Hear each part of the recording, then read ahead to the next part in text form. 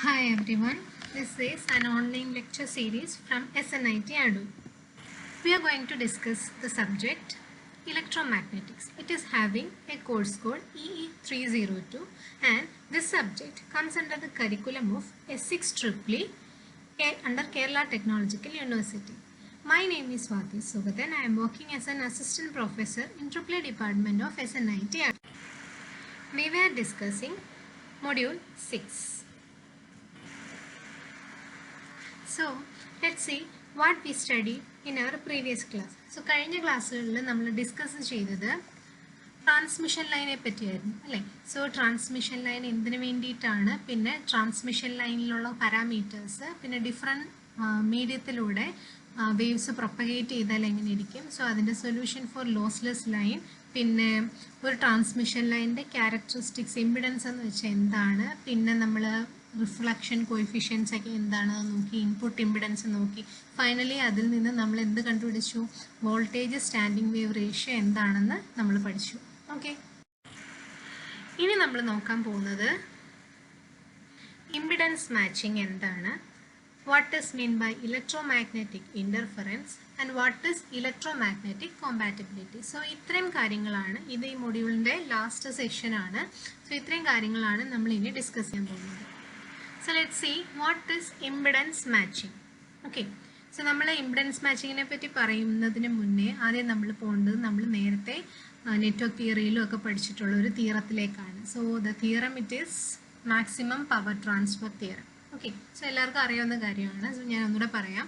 The maximum power transfer occurs when the impedance of the load and the generator are complex conjugate. Okay, so ഇങ്ങനെ വേണമെങ്കിലും പറയാം, അല്ലെങ്കിൽ നമുക്ക് എങ്ങനെ പറയാം, ഒരു transmission line transfers maximum power when the line is terminated in its characteristics impedance.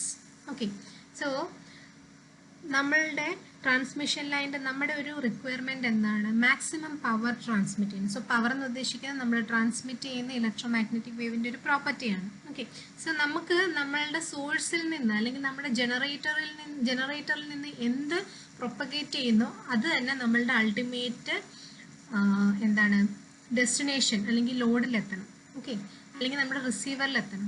ഇടയ്ക്ക് losses ഒന്നും ഉണ്ടാവാൻ പാടില്ല. മാക്സിമം പവർ നമ്മൾ ട്രാൻസ്മിറ്റ് ചെയ്ത എത്ര പവറിലാണോ അത്രയും പവറിൽ തന്നെ നമ്മളുടെ ലോഡിൽ നമ്മുടെ വേവ്സ് റിസീവ് ചെയ്യണം. ബട്ട് പ്രാക്ടിക്കലി നമ്മളുടെ എയറിലൊക്കെ ട്രാൻസ്മിറ്റ് ചെയ്താൽ it is not possible. But ഒരു പരിധി വരെ ഡിസ്റ്റോർഷൻസും കാര്യങ്ങളൊക്കെ ഉണ്ടാവും, എങ്കിലും ഒരു പരിധി വരെ നമ്മൾ ഈ മാക്സിമം പവർ ട്രാൻസ്ഫർ തിയറത്തിനെ അക്കോർഡ് ചെയ്തിട്ട് വേവ്സിനെ പ്രൊപ്പഗേറ്റ് ചെയ്യിപ്പിച്ചാൽ നമുക്ക് എന്ത് പറ്റും, നമുക്ക് മാക്സിമം പവർ നമ്മുടെ ഡെസ്റ്റിനേഷനിൽ റിസീവ് ചെയ്യാൻ സാധിക്കും.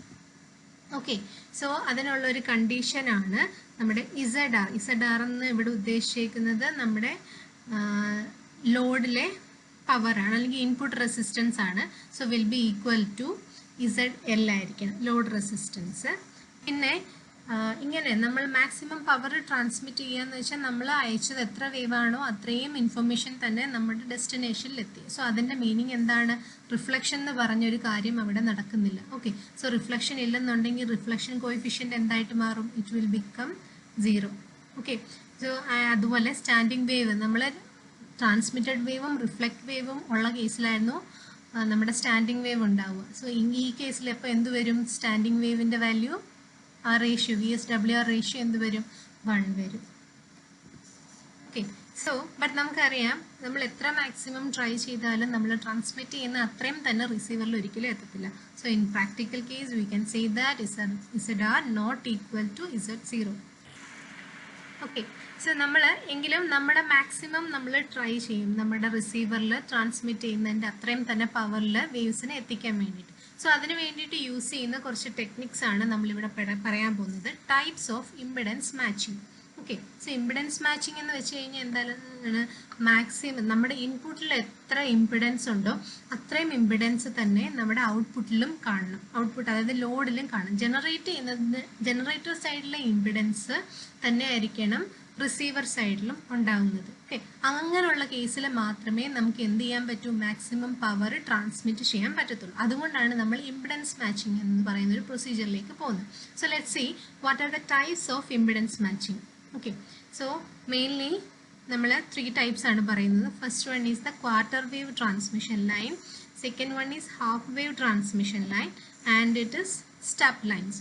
സോ ഇത് മൂന്ന് ബേസിക്കലി നമ്മൾ യൂസ് ചെയ്യുന്ന 3 മെത്തേഡ്സ് ഫോർ ഇമ്പിഡൻസ് മാച്ചിങ് ആണ് ഇത്. ഓക്കെ, സോ എന്തൊക്കെയാണെന്ന്. Quarter wave transmission line. So quarter wave transmission line may be used as a transformer for impedance matching of load ZR with input impedance. A quarter wave line can transform a low impedance into a high impedance or vice versa. This can be considered as an impedance inverter. Here, matching is achieved by placing a quarter wave line at a distance lambda by 4 from the load. Okay. So, നമ്മൾ quarter wave transmission ലൈനെ പറ്റിയാണ് പറഞ്ഞത്. അതെന്ന് പറഞ്ഞാൽ നമ്മുടെ കയ്യിൽ transmission line ഉണ്ടല്ലേ. So transmission ലൈനിൽ നമ്മൾ ഒരു ക്വാർട്ടർ വേവ് ലൈനും കൂടി പ്ലേസ് ചെയ്യുകയാണ്. ഓക്കെ, സോ നമ്മൾ ഒരു ക്വാർട്ടർ വേവ് ലൈനും കൂടി പ്ലേസ് ചെയ്യുകയാണ് നമ്മുടെ ട്രാൻസ്മിഷൻ ലൈനിൻ്റെ ഒരു selected പോർഷനകത്ത്.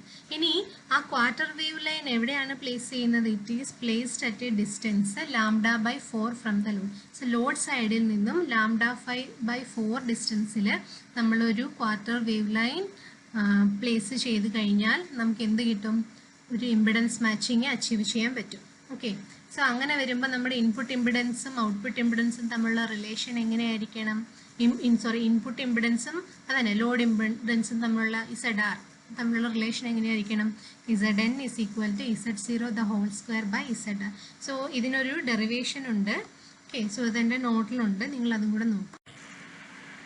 Next half wave transmission line. So quarter wave transmission line എന്താണെന്ന് നമ്മൾ നോക്കി. സോ അത് അറിയാമെങ്കിൽ ഹാഫ് വേവ് ലൈൻ എന്തായിരിക്കും എന്ന് ഉദ്ദേശിക്കുന്നത് നമുക്ക് ഈസി ആയിട്ട് പറഞ്ഞുകൂടെ? So this is almost similar to quarter wave transmission line. എന്തായിരിക്കും ഒരു വ്യത്യാസം വരുന്നത്? നമ്മളുടെ ആ വേവ് ലൈൻ വെക്കുന്നത്, നമ്മുടെ ട്രാൻസ്മിഷൻ ലൈനിൻ്റെ ഏത് പോർഷനിലാണ് വേവ് ലൈൻ വെക്കുന്നത്? It is lambda by 2 distance from the load. Okay, ആ കേസിൽ നമ്മുടെ ഇൻപുട്ട് ഇമ്പിഡൻസും ഔട്ട്പുട്ട് ഇമ്പിഡൻസും എങ്ങനെയാണ്? നമ്മൾ അതായത് ട്രാൻസ്മിഷൻ ലൈനിൻ്റെ ഇൻപുട്ട് ഇമ്പിഡൻസിൻ്റെ ഇക്വേഷൻ നമ്മൾ പ്രീവിയസ് സെഷനിൽ പറഞ്ഞു. ഓക്കെ, സോ അതിനകത്ത് ലാംഡ ബൈ 2 ബീറ്റ ഡി ആംഗിളിനകത്ത് ടാൻ എച്ച് ബീറ്റ ഡി എന്ന് പറയുന്നതിനകത്ത് ഡിയുടെ വാല്യൂ ആണ് നമ്മൾ ഈ സബ്സ്റ്റിറ്റ്യൂട്ട് ചെയ്തിരിക്കുന്നത്. സോ ബീറ്റയുടെ വാല്യൂ നമുക്കറിയാം 2π/λ. ഇനി ഡിയുടെ വാല്യൂസ് ക്വാർട്ടർ വേവിൻ്റെ കേസിൽ lambda by 4 and here in wave ട്രാൻസ്മിഷൻ്റെ കേസിൽ നമ്മളിവിടെ എത്ര വെക്കുന്നു? D is equal to lambda by 2. So അങ്ങനെ സബ്സ്റ്റിറ്റ്യൂട്ട് ചെയ്ത് കഴിഞ്ഞ് സോൾവ് ചെയ്യുമ്പോൾ നമുക്ക് കിട്ടുന്നതാണ് Zn is equal to ZR. Okay, so ഇനി നെക്സ്റ്റ് ഇമ്പിഡൻസ് മാച്ചിങ് പ്രൊസീജിയറാണ് step matching. Okay, so suitable sections of open circuit or closed circuit lines are called steps. So steps എന്ന് പറയുന്നതും സെറ്റ് ഓഫ് ലൈൻസ് ആണ്. Either it can be an open circuit line or it can be A closed circuit. Steps are connected in series or parallel with the lines at selective positions to produce impedance matching. So നമ്മുടെ transmission ലൈനിൻ്റെ selective പൊസിഷൻസിൽ നമ്മൾ Ather series മോഡിൽ അല്ലെങ്കിൽ parallel മോഡിൽ ഈ steps connect ചെയ്യുന്നു. അങ്ങനെയാണ് നമ്മൾ ഇമ്പിഡൻസ് മാച്ചിങ് അച്ചീവ് ചെയ്യുന്നത്. This method of impedance matching is known as step matching. So ഇങ്ങനെ സ്റ്റെപ്സ് യൂസ് ചെയ്ത് ഇമ്പിഡൻസ് മാച്ചിങ് അച്ചീവ് ചെയ്യുന്ന ആ ഒരു പ്രൊസീജിയറിനെയാണ് പറയുന്നത് സ്റ്റെപ്പ് മാച്ചിങ്. ഓക്കെ, സോ നമുക്ക് സ്റ്റെപ്സ് മെയിൻലി നമ്മൾ പറഞ്ഞു രണ്ട്, either it can be connected in series or parallel. So അതിൻ്റെ ബേസിൽ സ്റ്റെപ്പ് മാച്ചിങ്ങിനെ നമുക്ക് എങ്ങനെയൊക്കെ ഡിവൈഡ് ചെയ്യാം? സീരീസ് സ്റ്റെപ്പ് മാച്ചിങ് എന്നും ഷണ്ട് സ്റ്റെപ്പ് മാച്ചിങ് എന്നും അറിയാം. സോ ഈ സ്റ്റെപ്സ് എന്ന് പറയുന്നത് either it can be open circuit or closed circuit. ഇനി സീരീസ് സ്റ്റെപ്പ് മാച്ചിൻ്റെ കേസിൽ പറയുകയാണെന്നുണ്ടെങ്കിൽ ഇത് വൈഡ്ലി അങ്ങനെ യൂസ് ചെയ്യുന്ന ടൈപ്പ് അല്ല. നമ്മൾ യൂഷ്വലി യൂസ് ചെയ്യുന്നത് ഷണ്ട് സ്റ്റെപ്പ് മാച്ചിങ് ആണ്. ഓക്കെ, ഇനി ഷണ്ട് സ്റ്റെപ്പ് മാച്ചിങ്ങിന് തന്നെ നമ്മൾ എത്ര സ്റ്റെപ്സ് യൂസ് ചെയ്യുന്നു എന്നതിനെ ബേസ് ചെയ്തിട്ട് കാറ്റഗറൈസ് ചെയ്തിട്ടുണ്ട്. Single step matching, double step matching, triple step matching and അതുപോലെ എണ്ണം കൂടുന്നതിനനുസരിച്ചിട്ട് അങ്ങനെ n സ്റ്റെപ്പ് മാച്ചിങ് പ്രൊസീജിയേഴ്സ് ആയിട്ട് നമ്മൾ ഡിവൈഡ് ചെയ്യുന്നുണ്ട്.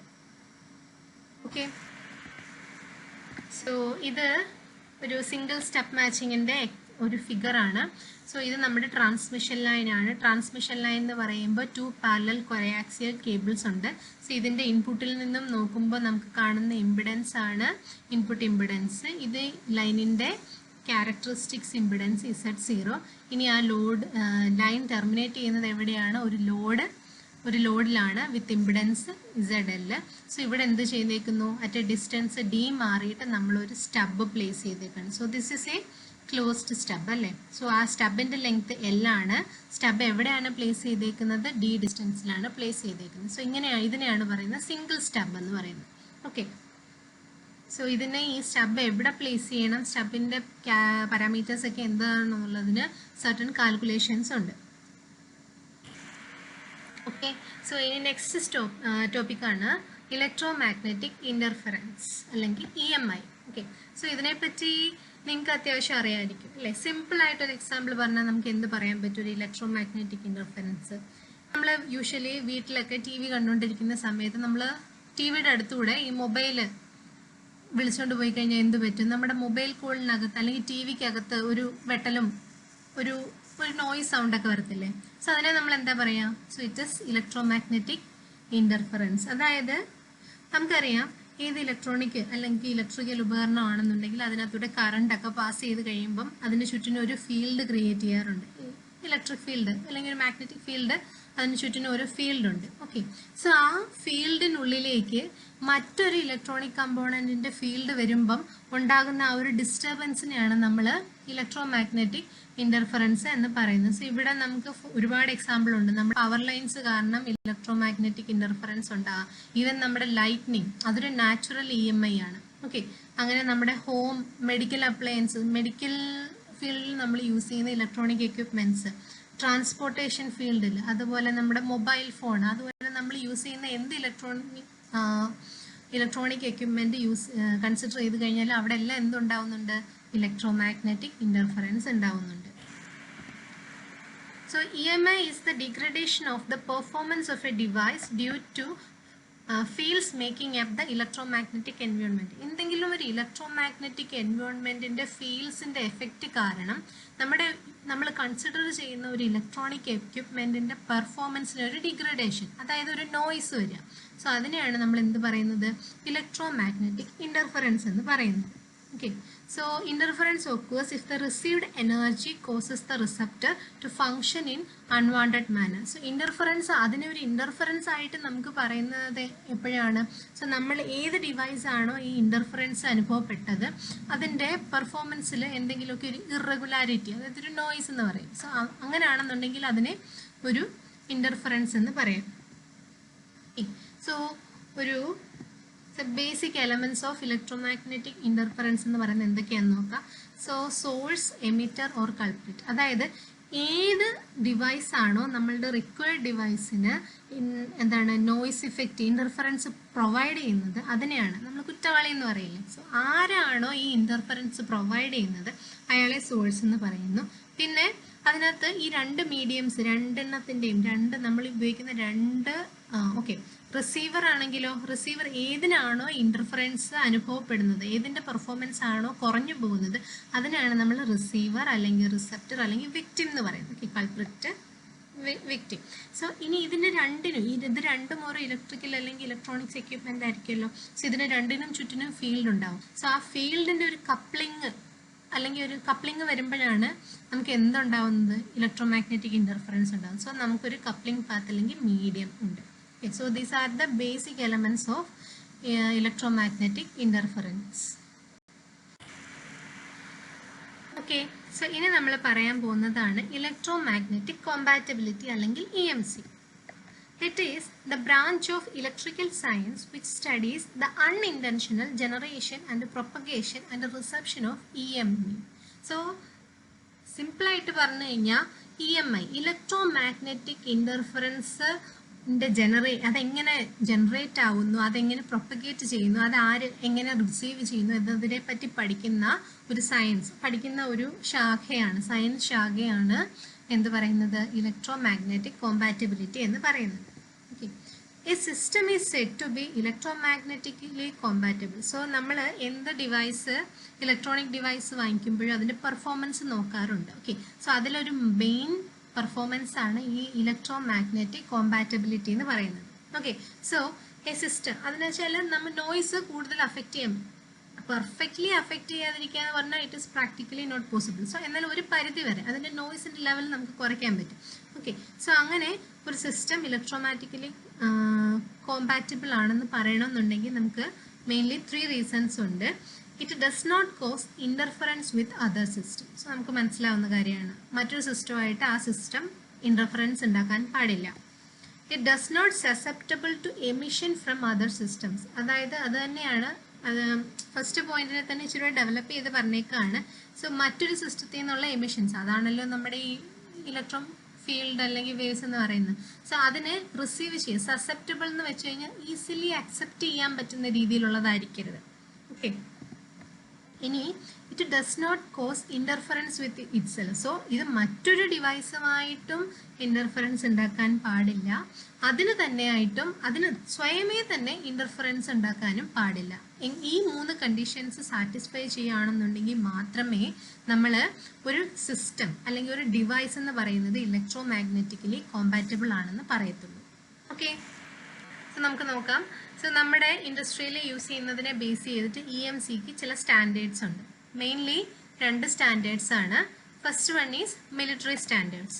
So military EMC standards are made in order to ensure system to system compatibility in the real time military environment. So നമുക്കറിയാം നമ്മുടെ military എൻവയോൺമെൻറ്റിൽ, അതായത് military പർപ്പസിന് വേണ്ടിയിട്ട് waves, long distance communication, transmission എന്ന് പറഞ്ഞു കഴിഞ്ഞാൽ ഇറ്റ് ഈസ് വളരെ ക്രിട്ടിക്കലാണ്. അതായത് ഭയങ്കര സെക്യൂരിറ്റി പർപ്പസിൽ, സെക്യൂരിറ്റി വേണ്ടുന്ന സാധനങ്ങളാണ് നമ്മൾ ഈ മിലിറ്ററി പർപ്പസിന് വേണ്ടിയിട്ട് യൂസ് ചെയ്യുന്നത്. ഓക്കെ, സോ നമ്മൾ ഏറ്റവും ഹൈലി കോൺഫിഡൻഷ്യൽ ആയിട്ടുള്ള ഒരു ഇൻഫർമേഷൻ നമ്മുടെ സോഴ്സിൽ ഒരിടത്ത് നിന്നും മറ്റിടത്തേക്ക് മിലിറ്ററി പർപ്പസിന് വേണ്ടി ട്രാൻസ്മിറ്റ് ചെയ്യണം. So what happens if interference occurs in that signals? ആ സിഗ്നൽസിൻ്റെ കേസിൽ ഇൻ്റർഫറൻസ് ഉണ്ടായിക്കഴിഞ്ഞാൽ എന്ത് പറ്റും? നമ്മുടെ ആ ക്രൂഷ്യലായിട്ടുള്ള ഇൻഫർമേഷൻ അല്ലെങ്കിൽ ആ മെസ്സേജ് എന്ന് പറയുന്നത് നമ്മുടെ സോഴ്സിൽ നിന്ന് ഡെസ്റ്റിനേഷനിലോട്ട് പ്രോപ്പറായിട്ട് എത്തുന്നില്ല. ഓക്കെ, സോ അപ്പോൾ എന്താണ് അവിടെ വേണ്ടത്? ഇലക്ട്രോമാഗ്നറ്റിക് കോമ്പാറ്റബിലിറ്റി വേണം. ഓക്കെ, സോ അങ്ങനെ മിലിറ്ററിക്ക് പർപ്പസിന് വേണ്ടിയിട്ട് ആ കോമ്പാറ്റബിലിറ്റിക്ക് ഒരു സ്റ്റാൻഡേർഡ്സ് ഉണ്ട്. സോ അതിനെയാണ് മിലിറ്ററി സ്റ്റാൻഡേർഡ്സ് എന്ന് പറയുന്നത്. ഓക്കെ, സോ ഇത് മിലിറ്ററി പർപ്പസിന് മാത്രം. ഓക്കെ, ഇനി നോർമൽ ആവശ്യത്തിന് വേണ്ടിയിട്ട് നമ്മൾ യൂസ് ചെയ്യുന്നതാണ് civilian standards. So the civilian EMC standards are applicable for equipments used for commercial, industrial and domestic application. So civilian standards എന്ന് പറയുമ്പം നമ്മൾ കൊമേഴ്ഷ്യലായിട്ടും ഇൻഡസ്ട്രീസും വീട്ടിലൊക്കെ ആവശ്യത്തിന് വേണ്ടിയിട്ട് യൂസ് ചെയ്യുന്ന ഇലക്ട്രോണിക് ഉപകരണങ്ങളുടെ അല്ലെങ്കിൽ ഇലക്ട്രിക്കൽ ഉപകരണങ്ങളുടെ ഇലക്ട്രോമാഗ്നറ്റിക് കോമ്പാറ്റബിലിറ്റിയുടെ ആ ഒരു സ്റ്റാൻഡേർഡാണ് നമ്മൾ സിവിലിയൻ സ്റ്റാൻഡേർഡ്സിൽ പറയുന്നത്. ഓക്കെ, സോ ഒന്ന് ഭയങ്കര ഹൈലി കോൺഫിഡൻഷ്യൽ ആണ്. സോ നമുക്ക് മിലിറ്ററി ആവശ്യത്തിന് വേണ്ടി യൂസ് ചെയ്യുന്ന EMC സ്റ്റാൻഡേർഡ് എന്തായാലും വീട്ടിൽ ആവശ്യമില്ല. ബട്ട് വീട്ടിൽ ഉപയോഗിക്കുന്ന EMC സ്റ്റാൻഡേർഡ് നമ്മൾ മിലിറ്ററി സ്റ്റാൻഡേർഡ്സിൽ ഉപയോഗിച്ചാൽ എന്ത് പറ്റും? നമ്മുടെ ഇൻഫർമേഷൻസ് അത്ര കോൺഫിഡൻഷ്യൽ ആയിട്ട് നമുക്ക് ട്രാൻസ്മിറ്റ് ചെയ്യാൻ പറ്റില്ല, അല്ലേ? സോ ഈ സെഷനിൽ നിന്ന് പ്രീവിയസ് യൂണിവേഴ്സിറ്റിക്ക് ചോദിച്ചിട്ടുള്ള കുറച്ച് ക്വസ്റ്റ്യൻസ് ആണ്. Okay, so if you have any doubt, you can contact me in my mail ID. Thank you.